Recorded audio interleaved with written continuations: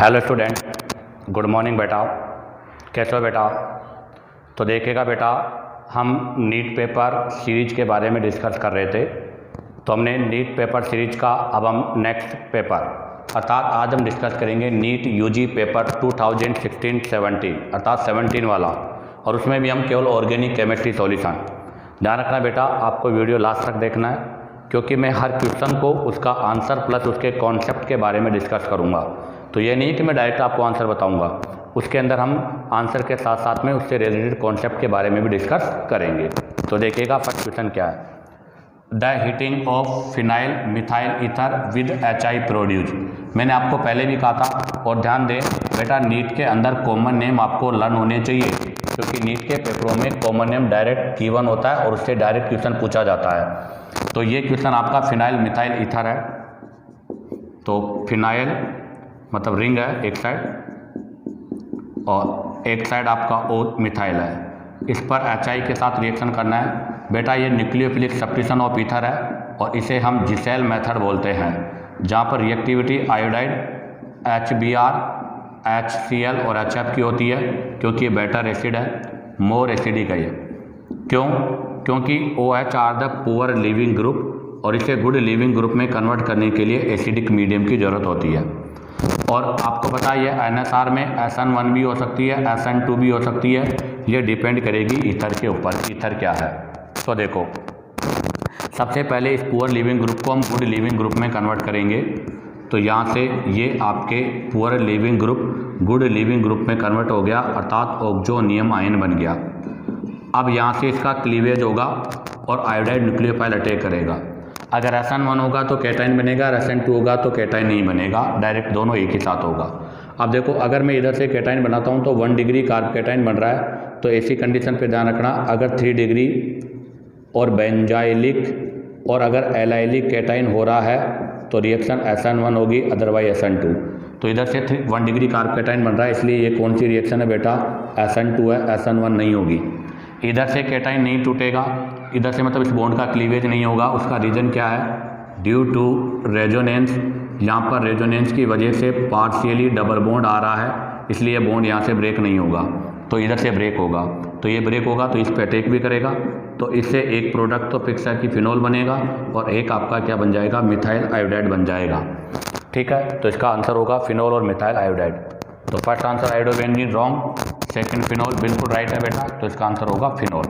अब आप चाहो तो यहाँ से इसका स्क्रीनशॉट ले सकते हो। अब हम यहाँ से नेक्स्ट क्वेश्चन के बारे में डिस्कस करेंगे। तो देखिएगा बेटा, next question number 2, which one is correct order of acidity. आपको बताना है इनमें से एसिडिक स्ट्रेंथ का कौन सा ऑर्डर करेक्ट है। एल्काइन, एल्काइन, एल्कीन, एल्केन, अर्थात ये एल्काइन एल्कीन से रिलेटेड है। तो इनका कॉन्सेप्ट क्या है वो देखो।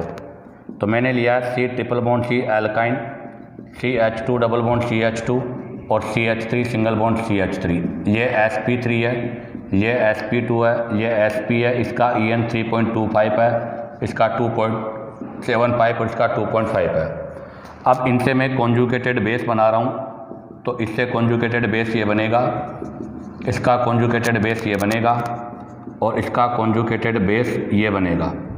अब आप देखो, यहाँ पर नेगेटिव चार्ज मोर ईएन पर है, negative on more EN, on more EN. आपको पता क्या होगा? मोर स्टेबल कॉन्जुगेटेड बेस होगा, और अगर ये मोर स्टेबल होगा तो बेटा मोर एसिडिक भी होगा। तो इसका मतलब ये मोर एसिडिक है, और ये क्या होगा आपका? लेस एसिडिक है, क्योंकि लेस ईएन पर है। तो क्या कंक्लूजन बन गया?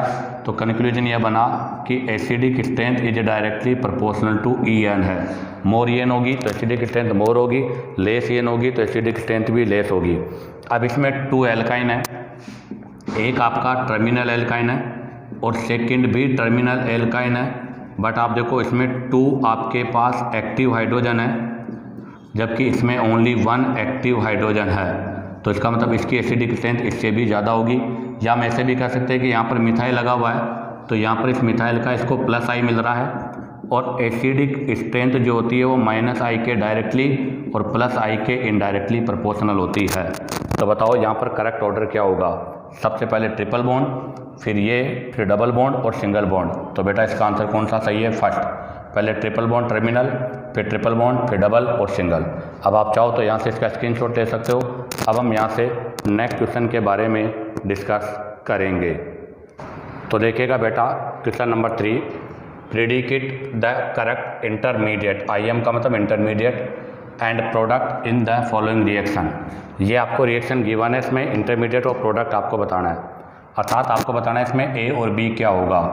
आपको यहाँ पर A और B इनका स्ट्रक्चर गिवन है, आपको बताना है कि इसमें A और B क्या है। तो देखिएगा एल्काइन है, एल्काइन पर वाटर का एडिशन, तो बेटा ये एडिशन रिएक्शन है EAR, इलेक्ट्रोफिलिक एडिशन रिएक्शन। इसको हम क्या बोलते हैं, हाइड्रेशन। तो ये हो गया हाइड्रेशन ऑफ एल्काइन, एल्काइन का हाइड्रेशन कैसे होगा, C triple bond CH, H plus OH minus EAR है, और अकॉर्डिंग टू MKW मार्कोनियोव के अकॉर्डिंग। तो कहाँ जाके जुड़ेगा, अंदर वाले कार्बन पर आपका न्यूक्लियोफाइल अटैक करेगा, CH डबल बॉन्ड, यहाँ पर OH और H आ जाएगा।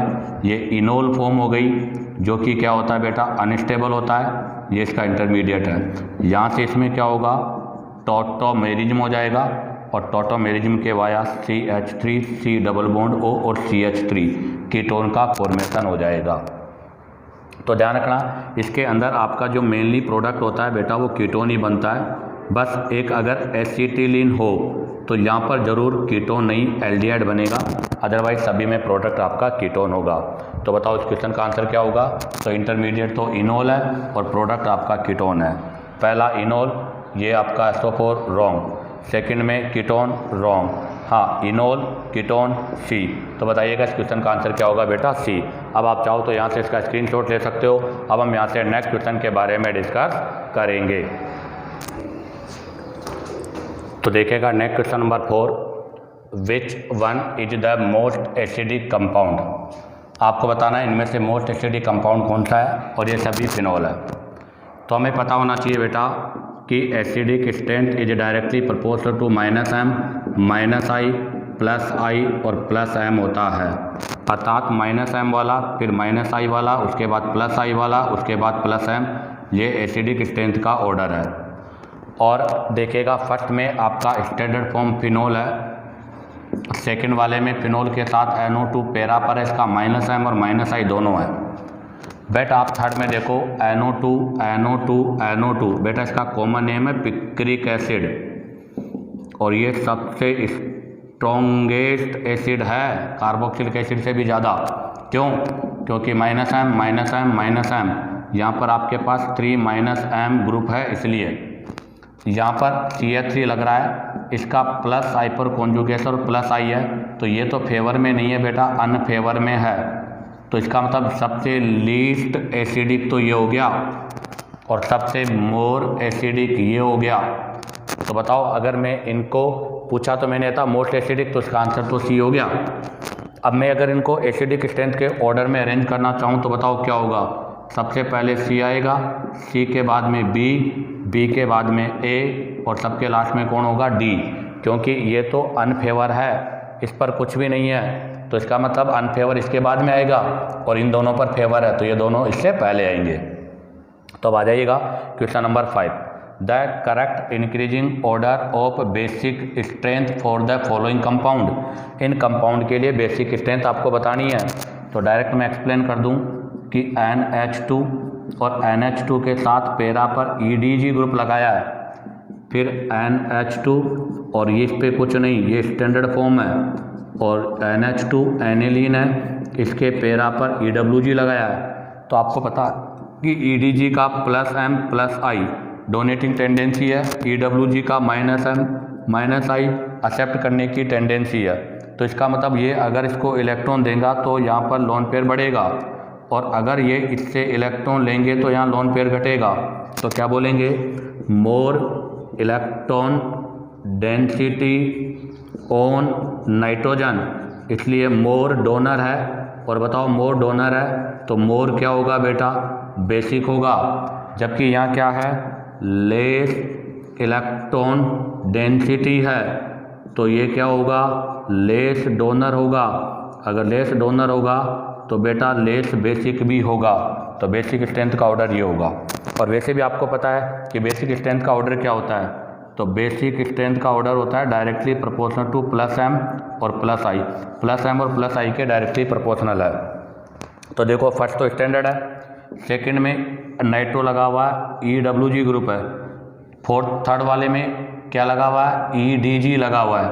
तो इसका मतलब सबसे ज़्यादा बेसिक कौन सा होगा, थर्ड। ये आपका थर्ड है बेटा, ये आपका सेकंड है और ये आपका फर्स्ट है। तो बताओ सबसे ज़्यादा बेसिक कौन होगा, थर्ड, तो ये मोर बेसिक होगा।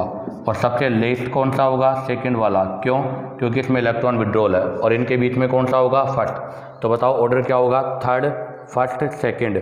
तो पहला तो रॉन्ग हो गया, ये भी रॉन्ग हो गया, third, first, second, C answer इसका राइट है। क्योंकि सबसे ज़्यादा बेसिक ये होगा क्योंकि इस पे EDG ग्रुप है, उसके बाद स्टैंडर्ड होगा और सेकंड सबके लास्ट में होगा क्योंकि यहाँ पर NO2 लग रहा है, इसका -m है और इसका यहाँ पर प्लस हाइपर कॉन्जुगेशन है। तो इसका आंसर है सी। अब आप चाहो तो यहाँ से इनका स्क्रीनशॉट ले सकते हो। अब हम यहाँ से नेक्स्ट क्वेश्चन के बारे में डिस्कस करेंगे।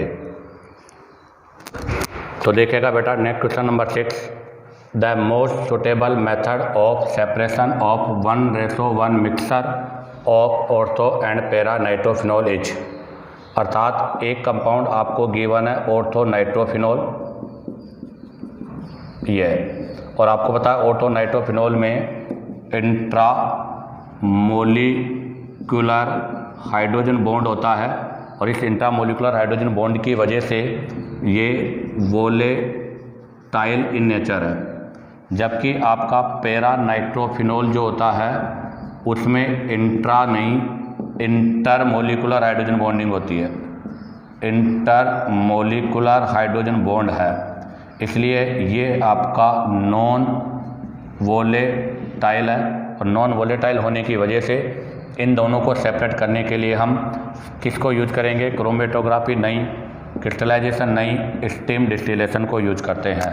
अर्थात वोलेटाइल नॉन वोलेटाइल में डिफरेंशियल करने के लिए हम डिस्टिलेशन प्रोसेस को यूज करते हैं। क्या होता है डिस्टिलेशन? डिस्टिलेशन का मतलब होता है कि आपका जो भी लिक्विड है उसको पहले हीट करके गैस में कन्वर्ट करो और उसको कूल करके वापस लिक्विड में कन्वर्ट कर दो, ये होता है डिस्टिलेशन। अब आ जाएगा question number 7, mixture of chloroxylenol and terpineol act as. तो पहले तो हमें पता होना चाहिए कि क्लोरोजाइनोल और ट्रेपिनोल का मिक्सचर क्या होता है। तो देखो क्लोरोजाइनोल जो होता है वो तो आपका ये होता है, ये तो क्लोरोजाइनोल हो गया। और ट्रेपिनोल क्या होता है, आपका ट्रेपिनोल जो है वो ये होता है, ये ट्रेपिनोल है। और सर इन दोनों को मिलाने से क्या बनता है, डिटोल बनता है, डिटोल। और आपको पता है डिटोल किसकी तरह यूज करते हैं इसको हम एंटीसेप्टिक की तरह यूज करते हैं। तो बताओ इसका आंसर क्या होगा बेटा, फर्स्ट एंटीसेप्टिक। तो क्वेश्चन 6 का आंसर भी सी है और क्वेश्चन 7 का आंसर क्या होगा, ए। अब आप चाहो तो इनका स्क्रीनशॉट ले सकते हो। अब हम यहाँ से नेक्स्ट क्वेश्चन के बारे में डिस्कस करेंगे। तो देखिएगा बेटा question number 8, an example of A sigma bonded organometallic compound. पहले तो बताइएगा ऑर्गेनोमेटेलिक कंपाउंड किसको बोलते हैं। तो ऑर्गेनोमेटेलिक कंपाउंड वो कंपाउंड जिसमें आपका C डायरेक्ट मेटल से अटैच हो, उनको हम ऑर्गेनोमेटेलिक कंपाउंड बोलते हैं। ठीक है, तो जिनमें कार्बन डायरेक्ट मेटल से अटैच होता है उन्हें ऑर्गेनोमेटेलिक कंपाउंड बोलते हैं। और ग्रिग्नियर रिएजेंट होता है आपका CmGX, ये आपका एक बैक बॉन्डिंग टाइप का है, बैक बॉन्डिंग टाइप का है। और यहाँ पर ये कौन सा बॉन्ड है, सिग्मा, तो ये एक सिग्मा बॉन्डेड ऑर्गेनोमेटेलिक कंपाउंड है। तो बताओ इसका आंसर क्या होगा, ग्रिग्नियर रिएजेंट।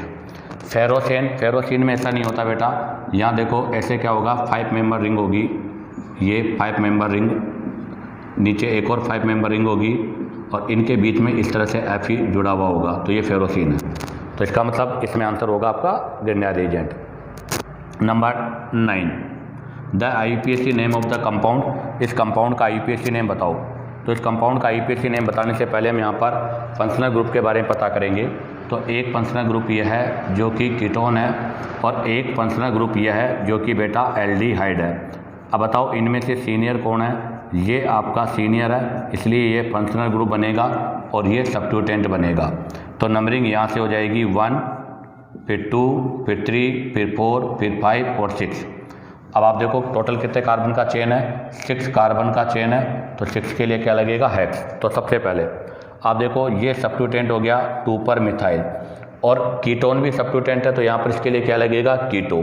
तो अल्फ़ाबेट के हिसाब से पहले क्या आएगा 3 कीटो, और उसके बाद क्या आएगा 2 मिथाइल। टोटल कितने कार्बन है 6 के लिए हेक्स।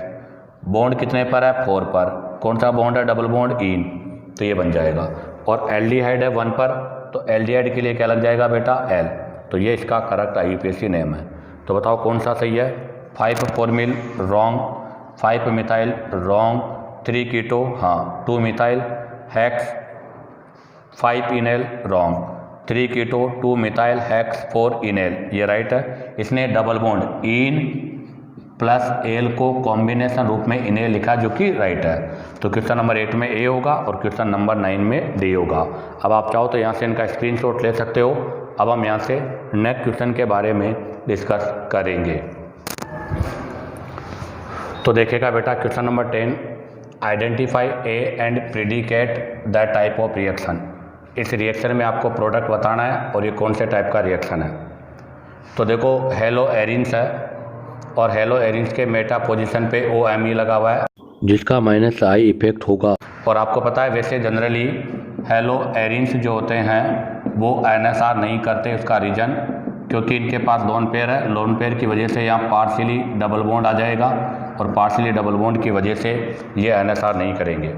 बट अगर इनके ऊपर कोई भी इलेक्ट्रॉन विड्रॉल ग्रुप इंक्रीज होता है, मतलब इलेक्ट्रॉन विड्रॉल ग्रुप अगर प्रेजेंट होगा, तो ऐसी कंडीशन पर इनकी रिएक्टिविटी जो है वो इंक्रीज हो जाएगी बेटा।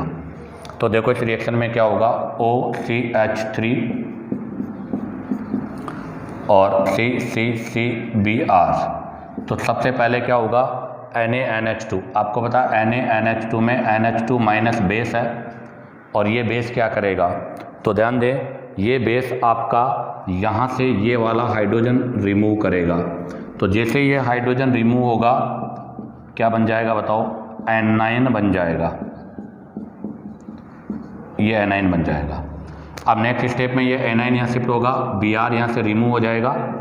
तो नेक्स्ट में यहाँ पर बेटा बेंजाइन क्या बन जाएगा, बेंजाइन। ये एक इंटरमीडिएट है बेटा बेंजाइन, और जो कि इलेक्ट्रॉन डेफिशिएंट है, ये आपका इलेक्ट्रॉन डेफिशिएंट है, और इलेक्ट्रॉन डेफिशिएंट होने की वजह से ये इलेक्ट्रोफाइल की तरह बिहेव करता है। अब इस पर नेक्स्ट रिएक्शन में आपका जो बेस है NaNH2, वो बेस वापस NH2 इस पर अटैक करेगा।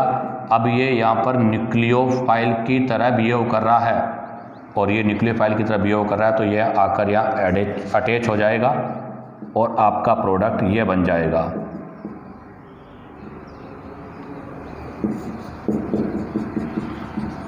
तो ये प्रोडक्ट है। तो बेटा ये आपका वही NSR रिएक्शन है, nucleophilic substitution via benzene formation.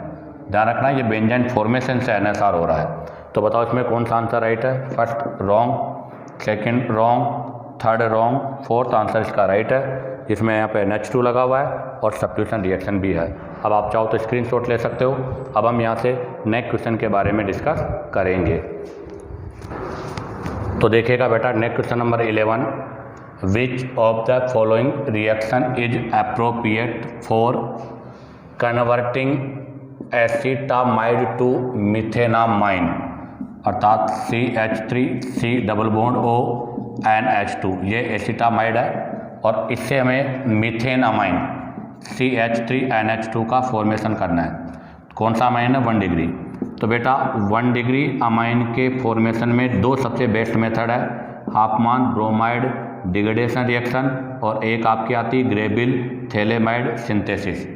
But आपको पता है ग्रेबिल थैलेमाइड सिंथेसिस में कार्बन का नंबर चेंज नहीं होता, जबकि हाफमान ब्रोमाइड में एक कार्बन कम का प्रोडक्ट बनता है। तो इसका मतलब आप देखो यहाँ 2 कार्बन है, यहाँ 1 कार्बन आ रहा है, तो इसका मतलब ये कौन सा रिएक्शन है, हाफमान ब्रोमाइड डिग्रेडेशन रिएक्शन है। तो इसका आंसर कौन सा होगा बेटा, फर्स्ट हाफमान हाइपोब्रोमाइड रिएक्शन। स्टेपन तो रिडक्शन होता है बेटा, ये तो रिडक्शन होता है जो कि साइनाइड से अमाइन बनाने के लिए यूजफुल है। ग्रेबिल थैलेमाइड सिंथेसिस अभी हमने कहा था, ग्रेबिल थैलेमाइड सिंथेसिस अमाइन बनाने का मेथड है, बट कार्बन चेंज नहीं होगा और ये बनाया जाता है थैलिक एसिड से। आपका जो थैलामाइड है ये थैलियमाइड है, इस थैले अमाइड से बनाया जाता है और ओनली एलिफेटिक का फॉर्मेशन होता है इससे, ओनली एलिफेटिक का। नेक्स्ट है कार्बल अमाइन। नहीं बेटा, कार्बल अमाइन तो अमाइन का टेस्ट है जो कि अमाइन के साथ में क्लोरोफॉर्म और अल्कोहलिक KOH का रिएक्शन कराने से आइसोसाइनाइड बनता है। तो इसका आंसर है ए। अब आ जाएगा नेक्स्ट क्वेश्चन नंबर 12। क्या कह रहा है next question number 12?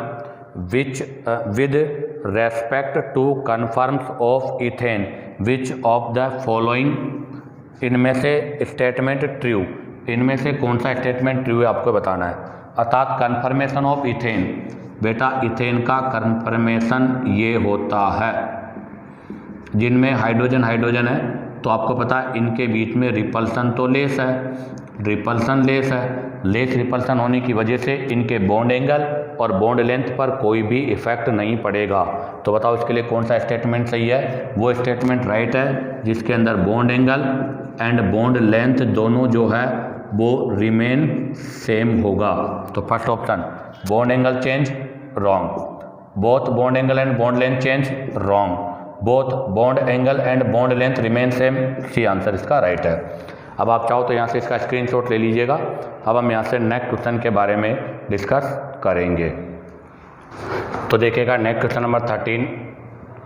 Consider the reaction X, कोई कंपाउंड है जिसका फॉर्मूला C2H6O है और बेटा ये फॉर्मूला CnH2n+2O को फॉलो कर रहा है। तो या तो ये होगा अल्कोहल या फिर ये होगा ईथर। Cu 573 केल्विन पर रिएक्शन करना है। आपको पता है कॉपर के साथ ये कहलाएगा डिहाइड्रोजिनेशन रिएक्शन, जो कि अल्कोहल करता है, ईथर नहीं करता।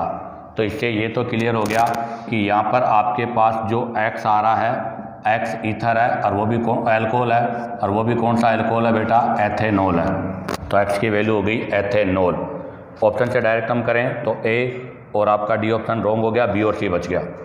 अब आपका जो एथेनॉल बना है इसका टोलेंस रिएजेंट क्या बोलते हैं बेटा, इसको बोलते हैं टोलेंस रिएजेंट है ये। और टोलेंस रिएजेंट की प्रेजेंस में कॉपर का ऑक्सीडेशन हुआ है, तो इसके ऑक्सीडेशन से ध्यान दे, डिहाइड्रोजिनेशन हुआ है ना, तो 1 डिग्री अल्कोहल, कौन सा अल्कोहल है ये है आपका 1 डिग्री अल्कोहल।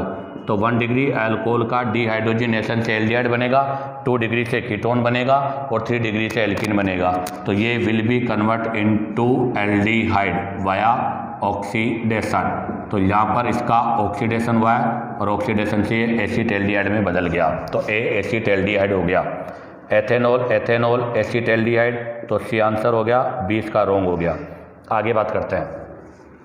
अब आप देखो यहाँ से टोलेंस रिएजेंट के साथ आपको पता है जब एल्डिहाइड का रिएक्शन हम टोलेंस रिएजेंट के साथ करते हैं तो सिल्वर मिरर इमेज होगा, अर्थात टोलेंस रिएजेंट में CH3COO माइनस प्लस Ag का ब्लैक PPT टाइप आता है। तो ये आपका प्रोडक्ट हो गया। अब A जो बना है, अर्थात जो आपका एसिटेल्डिहाइड बना है, इस एसिटेल्डिहाइड का रिएक्शन करना है बेस की प्रेजेंस में और हीट करना है। तो आपको पता है बेस की प्रेजेंस में हीट करने का मतलब हो गया एल्डोल कंडेंसेशन प्रोडक्ट बनेगा। अब एल्डोल कंडेंसेशन में सबसे पहले यहाँ से कार्बेनाइन, ये बन गया कार्बेनाइन। अब ये जो कार्बेनाइन बना है ये इसके सेकंड मोल पर अटैक करेगा। यहाँ पर जैसे इसके सेकंड मोल पर अटैक करेगा CH3CHOH, ये OH में कन्वर्ट हो जाएगा और ये ग्रुप इसके साथ लग जाएगा CH2CHO। अब इसको हीट करेंगे बेटा, हीट करेंगे तो यहाँ से क्या होगा, अल्फा बीटा, बीटा एलिमिनेशन होगा, वाटर मॉलिक्यूल्स रिमूव हो जाएगा और CH3CH डबल बॉन्ड CHCHO बन जाएगा। 1 2 3 4 क्या बन जाएगा, ब्यूट 2 इन और 1 पर एल, तो ब्यूट 2 इनेल बन जाएगा। पास ये प्रोडक्ट बन गया। ये प्रोडक्ट क्या है, वाई। तो वाई ये बना है बेटा, एक्स अल्कोहल था, ए एल्डिहाइड था, वाई ये बन गया। मैंने यहाँ पर ये मिस्टेक ऐसे कर दी कि पहले ए लिखा हुआ है, ए का मतलब पहला एल्डिहाइड लिखा हुआ है एथेनेल, तो मिथोक्सी मिथेन रोंग है, मिथोक्सी मिथेन रोंग है, इथेनॉल रोंग है। तो बेटा बी रोंग नहीं है, बी तो राइट है, सी रोंग है, तो इसका आंसर बी है। तो ए की वैल्यू इथेनॉल है, आ गया। एक्स की वैल्यू एक्स, ये राइट, एक्स की वैल्यू इथेनॉल है, वाई की वैल्यू ब्यूट2 इनएल आ गई है। अब एक और बच रहा है कि इसका रिएक्शन हाइड्रोजन के साथ और कराना है। तो आपका जो ये एसिटेल्डिहाइड है, ये हाइड्रोजन के साथ में NAR करेगा, न्यूक्लियोफिलिक एडिशन रिएक्शन। कौन सा करेगा?